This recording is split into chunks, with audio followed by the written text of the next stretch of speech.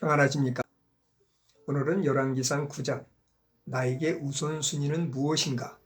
라는 제목으로 함께 은혜를 나누고자 합니다. 첫 번째는 솔로몬은 자기가 원하는 대로 다 행했습니다.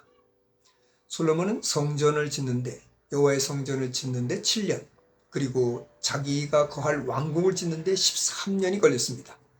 더 나아가 자기가 원하는 것을 다 마쳤다라고 했는데 솔로몬이 원하는 것이 무엇이었을까요? 이것은 15절 말씀을 보면 짐작할 수 있습니다. 15절을 한번 읽어볼까요?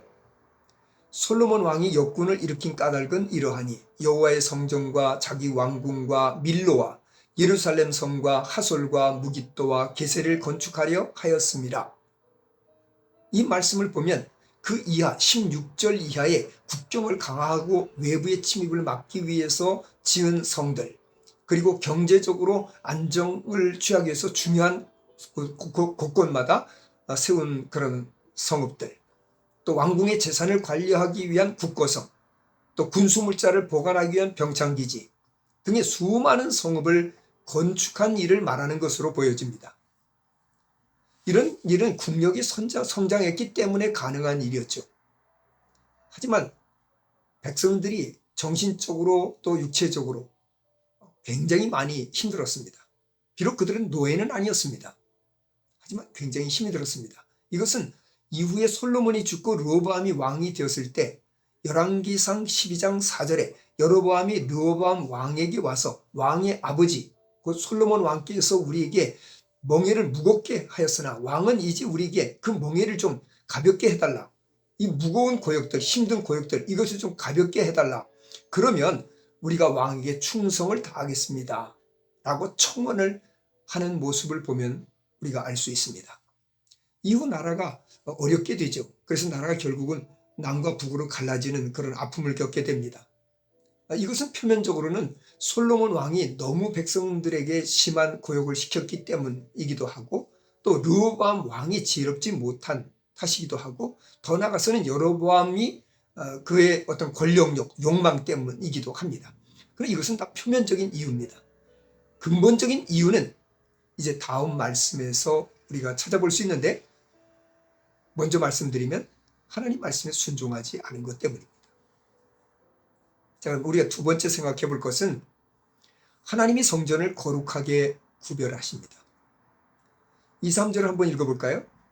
여호와께서 전에 기브온에서 나타나신 같이 다시 솔로몬에게 나타나사 여호와께서 그에게 이르시되 내 기도와 내가 내 앞에서 간구한 바를 내가 들었은즉 나는 내가 건축한 이 성전을 거룩하게 구별하여 내 이름을 영원히 그곳에 두며 내 눈길과 내 마음이 항상 거기에 있으리니. 하나님의 관심은 13년 동안 지은 아름다운 왕궁이 아닙니다. 어떤 나라의 재산을 둔 그 국고성, 재물이 있는 국고성이 아닙니다. 어떤 군수 물자들을 보관하기 위한 병창기지에 관심이 있는 것이 아니라 성전에 관심이 있었습니다. 하나님께서 솔로몬이 원하는 것을 다 들어주셨습니다. 그래서 번성하게 하셨습니다. 그러나 하나님의 관심은 성전이라는 것입니다. 그 성전을 구별하고 그곳에 자신의 이름을 두시고 그 마음, 하나님의 마음이 항상 그곳에 있겠다라고 말씀하셨는데, 이것은 무슨 말이냐? 결국 하나님께서 이곳에서, 이 성전에서, 성전을 통해서 하나님께서 백성들을 만나주시겠다는 거죠. 그 성전을 향해서 기도하는 사람들은 곧 하나님을 향해서 기도하는 사람들이고, 그 성전으로부터 전해지는 말씀은 곧 하나님의 말씀이고, 그 성전 중심으로 해서 사는 사람들은 곧 하나님 중심으로 사는 사람들입니다. 그렇기 때문에 그런 사람들에게 복을 주시고 그런 사람들을 통해서 하나님은 자신이 하시고자 하는 일을 하시겠다는 말씀입니다. 오늘날 교회는 구약의 성전은 아닙니다. 하지만 교회는 성전과 같이 하나님이 함께 하시는 구별된 장소입니다. 그렇기 때문에 하나님께서는 교회를 중심으로 사는 삶을 원하고 계십니다. 그래서 교회를 향해서 기도하는 사람들은 그건 하나님을 향해서 기도하는 것입니다. 저도 새벽마다 하나님 앞에 일어나자마자 딱 교회를 향해서 엎드립니다. 그것은 제가 교회를 향해서 엎드린다고 교회를 우상으로 섬기는 것입니까? 아니죠. 하나님을 향해서 기도하는 것이죠.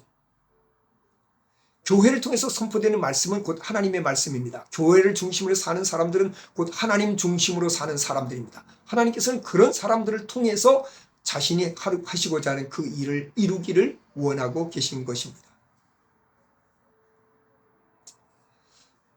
세 번째는 복은 순종으로부터 온다는 것입니다. 성전 중심의 삶이란 한마디로 말하면 하나님 중심, 하나님 말씀 중심의 삶을 말하는 것입니다. 4절, 5절에 다윗과 같이 온전한 마음으로 하나님의 말씀에 순종하면 다윗에게 약속한 대로 이스라엘의 왕위에 오를 사람이 끊어지지 않을 것이고 왕위를 견고하게, 영원히 견고하게 하시겠다라고 말씀하셨습니다. 여기서 다윗과 같이 온전한 마음으로 하나님 말씀에 순종하라고 했는데, 그래서 온전함이라는 것은 완전함을 말하지는 않습니다. 다윗이 완전한 사람이 아니었잖아요. 그도 실수했습니다. 그도 죄를 지었습니다.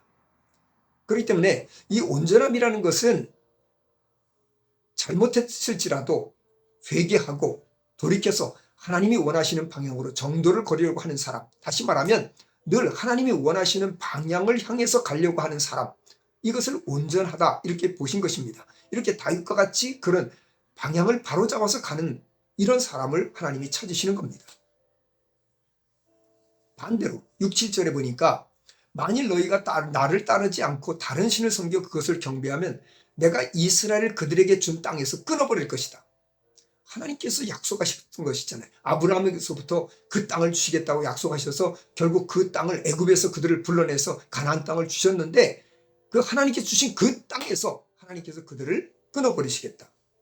또 내가 거룩하게 구별한 이 성전, 그 성전에 내가 내 이름을 두고 내 마음과 눈을 그곳에 두겠다 하셨던 그 성전조차도 하나님께서 던져버리시겠다.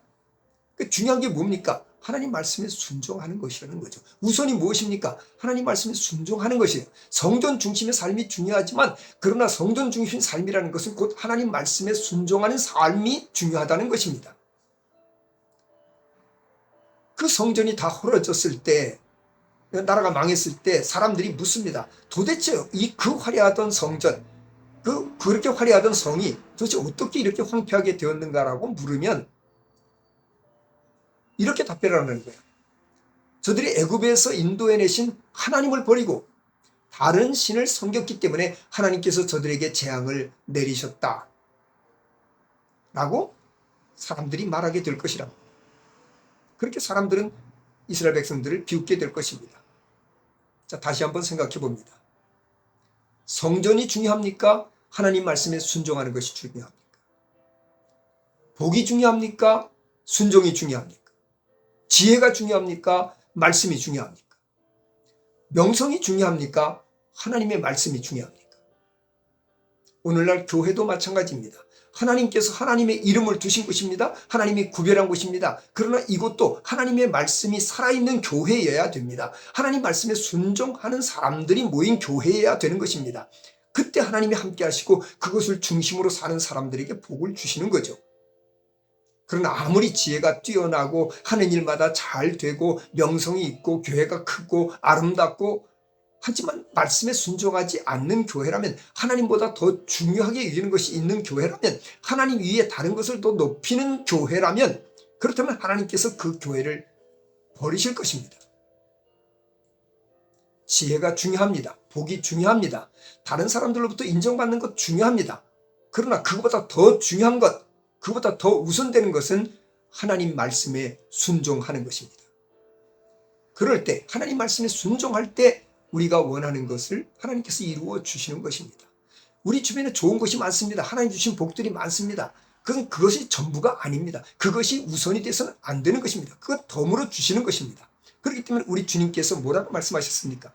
마태복음 6장 31절에 그런즉 너희는 먼저 그의 나라와 그의 의를 구하라. 그리하면 이 모든 것을 너희에게 더하시리라. 그의 나라와 그 의를 구하는 것이 무엇입니까?